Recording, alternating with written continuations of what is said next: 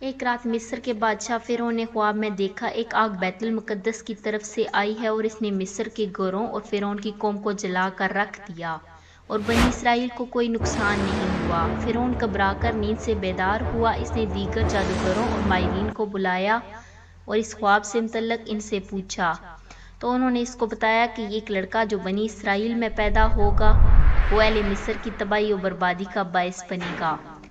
وہ بچہ کون تھا اور اس نے فرعون بادشاہ کا خاتمہ کر کے مصر کی تاریخ کو کیسے بدل ڈالا؟ اس ویڈیو میں ہم فرعون کے اس خواب اور اس بچے کے متعلق جانیں گے۔ فرعون مصر کا بادشاہ تھا اور خدائی کا دعوے دار تھا۔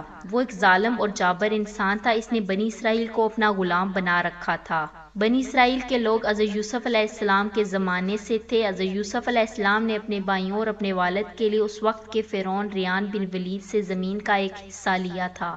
حضرت یعقوب علیہ السلام کی نسل ہی بنی اسرائیل کہلائی۔ یہ لوگ خدا کے بہت قریب تھے۔ یہ لوگ حضرت یعقوب علیہ السلام کے دین کے پیروکار تھے۔ اسی وجہ سے فرعون ان پر ظلم کرتا تھا۔ فرعون نے اسی وقت حکم دیا کہ بنی اسرائیل کے لڑکوں کو قتل کر دیا جائے اور بچیوں کو زندہ چھوڑ دیا جائے۔ فرعون نے اپنی طرف سے پورے جتن کیے کہ حضرت موسیٰ علیہ السلام کا وجود دنیا میں نہ آئے۔ فرعون کی قوم میں سے بہت سے لوگوں نے فرعون کے سامنے شکوہ کیا کہ لڑکیوں کو قتل کرنے کی وجہ سے بنی اسرائیل کی تعداد کم ہو گئی ہے اور بڑے لوگ بھی آہستہ آہستہ ختم ہو جائیں گے اور سارے کام ہمیں خود کرنے پڑیں گے جو ہم بنی اسرائیل سے کرواتے ہیں۔ اب فرعون نے ان حالات کے پیش نظر 1 سال بچوں کو مارنے اور 1 سال چھوڑنے کا حکم دیا۔ جس سال بچے کو مارنے کا حکم دیا گیا اسی سال حضرت موسیٰ علیہ السلام کی پیدائش ہوئی۔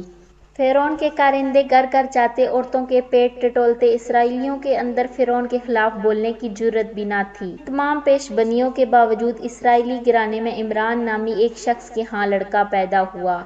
عمران کی بیوی پریشان تھی کہ کس طرح لڑکے کو بچایا جائے۔ فرعون کے کارندے گھر گھر جاتے، عمران کی بیوی کو بھی خوف لاحق ہو گیا۔ آخرکار فرعون کے کارندوں کو معلوم ہوا، وہ اچانک دروازے پر دستک دینے لگے۔ عمران کی بیوی سمجھ گئی، اس نے فوراً بچے کو جلتے ہوئے تندور کے اندر ڈال دیا۔ اس طرح فرعون کے آدمیوں کو شک بھی نہیں ہوگا۔ پھر گھر کا دروازہ کھول دیا۔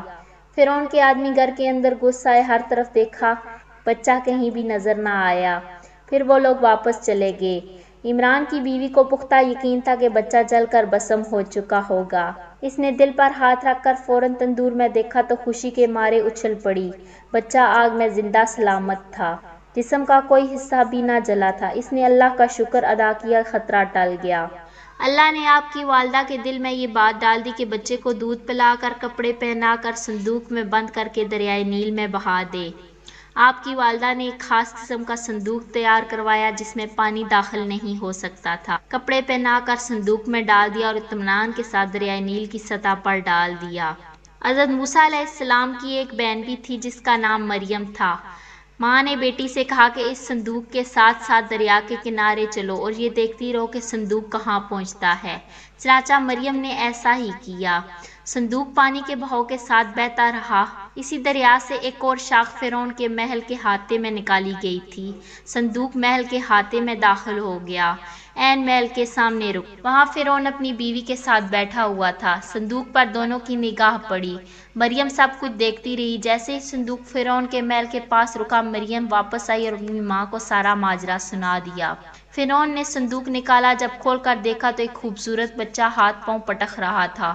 دونوں حیرت میں مبتلا ہو گئے، ایک دوسرے کا منہ تکنے لگے۔ پھر فرعون نے کہا کہ بچہ اسرائیلی معلوم ہوتا ہے، اسے مار دینا چاہیے۔ اس پر فرعون کی بیوی نے مشورہ دیتے ہوئے کہا کہ ہمارا کوئی بچہ نہیں ہے، کیا یہ اچھا ہو کہ ہم اسے پال پوس کر بڑا کریں؟ جب یہ اپنی عمر کو پہنچے گا تو ہماری تمام عادتیں اور مزاج اپنا لے گا اور اسے ہم اپنا بیٹا بنا لیں گے۔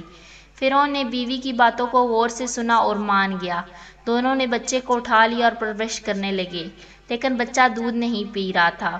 پرورش کے لیے بہت سی دائیا عورتوں کو بلایا گیا، لیکن بچے نے کسی کا دودھ نہ پیا۔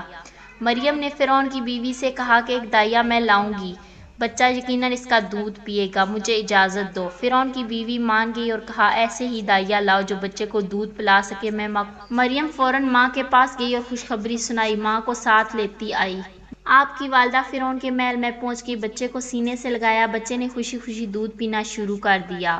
فرعون کی بیوی بچے کو دودھ پیتا دیکھ کر خوش ہو گئی اور آپ کو اپنے محل میں ملازمہ رکھ لیا۔ ماں اور بچہ ایک ساتھ رہنے لگے۔ دن گزرتے گئے، حضرت موسیٰ علیہ السلام محل کے اندر پرورش پانے لگے۔ جب ان کی عمر 20 سال ہوئی تو فرعون نے شادی کرا دی۔ جب اللہ تعالیٰ نے موسیٰ علیہ السلام سے کلام کیا تو اللہ تعالیٰ نے اپنے احسان کا تذکرہ بھی کیا۔ اللہ تعالیٰ فرماتے ہیں، اور ہم نے تم پر ایک بار اور بھی احسان کیا تھا جب ہم نے تمہاری ماں کو الہام کیا تھا اور تمہیں بتایا جاتا ہے کہ اسے صندوق میں رکھو، پھر اس صندوق میں دریا میں ڈال دو تو دریا اس کو کنارے پر ڈال دے گا، میرا اور اس کا دشمن اسے اٹھا لے گا۔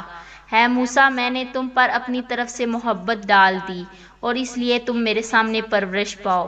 جب تمہاری بہن گئی اور کہنے لگی کہ میں تمہیں ایسا شخص بتاؤں گی جو اس کو پالے، تو ہم نے تم کو تمہاری ماں کے پاس پہنچا دیا تاکہ ان کی آنکھیں ٹھنڈی ہوں اور وہ رنج نہ کرے، اور تم نے ایک شخص کو مار ڈالا تو ہم نے تم کو غم سے خلاصی دی اور ہم نے تمہاری کئی بار آزمائش کی۔ اگر آپ کو ہماری ویڈیو پسند آئی ہو تو ہمارے چینل کو سبسکرائب کریں۔ جزاک اللہ۔